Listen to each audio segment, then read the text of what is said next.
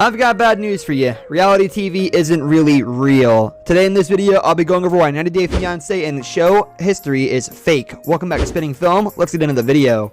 Real actors? Now, everyone involved is as real as any person you may run into, but what is not real is the emotions, the scenarios, or even the relationship. It may be undecided and the validity is still a question. It is of utmost importance that fans recognize the one simple fact. The fact being that television and every entertaining content we consume has been created with an exaggeration, hyperbole, and sometimes just straight up fiction. There have been many instances on the show that bring its truth into question. 90 Day Fiance prides itself on meeting lovers separated through nationalized borders, and some situations by cultural difference. But how true is the love they broadcast? Question the reality part of the show, right? Other followers think that the show finds international pairs with long-distance relationships and helps them get their visas.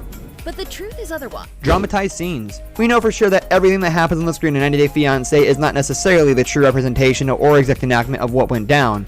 Confessing to how fictionalization is specifically designed to get the viewer's interest and curiosity piqued, Jay Smith reluctantly revealed in an interview with In Touch, claiming that the Tinder incident that was showcased was scripted and done solely for the cameras. He stated, "It was just an act, so it was easy to move past it because, you know, we just act on the TV and after."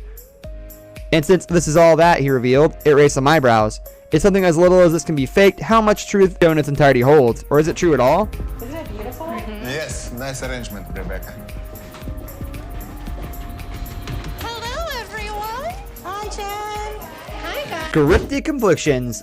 Another instance that saw the light was when David, a down-on-his-luck 49-year-old man, had his life forever changed after he and Annie crossed each other's paths during a trip to Thailand. Though they did not hesitate to make plans for their wedding, they encountered an obstacle down on their luck and finances. The two were not financially secure enough to go ahead with their plans, but God is gracious. Fortunately, David's friend Chris Steinman consented to the couple staying over at his place. There is a catch. He asked for something a little in exchange. While at the rooftop dinner, Chris a bit awkwardly requested Annie to give him a massage by the poolside, and naturally, she was resistant to the idea. While Chris reveals that it was entirely scripted, relieving us of the cringe and secondhand embarrassment, he did recognize how this little piece of fiction made him come off as. What producers seemingly forget is, while they heavily rely on writers to cook up gossip-worthy scenes, which they integrate into the show for spice and drama, the people involved are very real. These real people are representing themselves in such inappropriate imposition is not only dishonesty to the devoted fans, but also a disservice to the people involved, who consent to be recorded and shown on the show. We reported yesterday that it seemed like Evelyn and Corey, and possibly Laura, would be on the next season of The Other Way. And we got a very reliable source in the comments letting us know if a good addition to the CV? This one had us in utter speechlessness at the audacity. Some people only ever apply to the show to get the shows to name on their resume, and while it is a waste of time for both the show producers and the viewers, it discredits the show and the purpose. Mac was already under suspicion for some prior motives. Turns out the real reason for him joining the show was not to find love at all, but to grace his CV with the name and experience on the show, while also getting some recognition and fame while he was at it. We would be surprised had we not seen this coming already. He was only updating his portfolio. First of all, we have Lauren and Alexia, who fell in love as soon as they met each other. They appeared on season 3 of 90 Day Fiance, and they were also on 90 Day Fiance Happily Ever After. Cast member revelations. Misrepresentation is a common fill-in for the show. Not only that, but they have a practice of neglecting their foreign counterparts by a lousy justification. On the show, it is reported that only the American domestic crew and cast members get the checks for their salaries for their service of appearing on the show. As reported to E! News in an interview with Kate Casey, show executive producer Sharp also confessed someone who is an international that would be illegal to pay someone.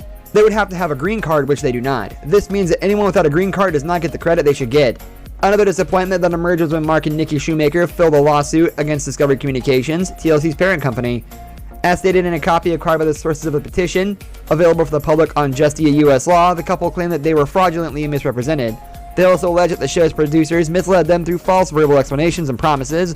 Language and its manipulation is a funny thing, but it has tainted 90 Day Fiance with the label of fake, and it could not shrug it off. Shoemakers further commented that they only signed the release and agreements in reliance on such misrepresentations. The lawsuit saw the light it deserved, and it effectively exposed 90 Day Fiance for their absurd dramatics and fictionalizations. The show is a match made in Ukraine. Mike's best friend Matt met his wife Svetlana in Ukraine, and it didn't take long for Svetlana to tell Mike all about her blue-eyed gorgeous friend. Fake relationships.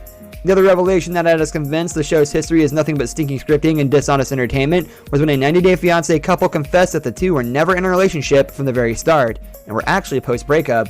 All of which was shown and broadcasted was a lie and nothing else. It was thrown in for drama only. With an added insult to the viewers and their sentiments, the couple just wanted some limelight. The guy, now anonymous, reveals that everything that took place was scripted and nothing was real.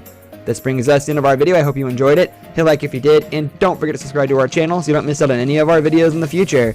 Also, watch the 2 videos that are on your screen because I'm sure you'll love them. With that, I'll see you in the next video. Goodbye.